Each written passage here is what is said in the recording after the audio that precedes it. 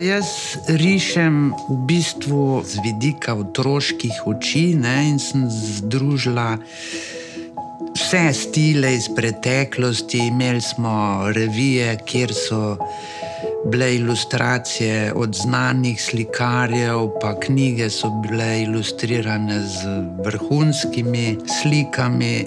Z teh sem se učila, potem smo imeli tudi zgodovino slikarstva, sem tudi to rada gledala. Pol sem pa združila vse ta znanja, in gledati sliko kot informacijo. Recimo en majhen bo narisal, kar najprej vidi, Če on gleda od strani in od spredi, da ima vso informacijo. Zato sem se lotila teh ilustracij tako, da ima žival na eni strani obe oči, morajo se videti vse 4 noge, če jih ima.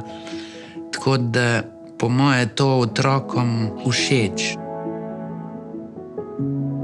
Ko izhajam iz otroštva pri mojem delu, se spomnim, da smo se vsi čudili vsemu, in strah te je in nikoli ne veš, kaj je res, kaj ni, Eni to ohranimo in pol gledamo vse skozi te otroške oči in rabimo humor pred realnostjo, Eni pa zelo zgodaj odrastejo, doživijo marsikaj in ne rabijo tega stekla, ali kako bi rekla.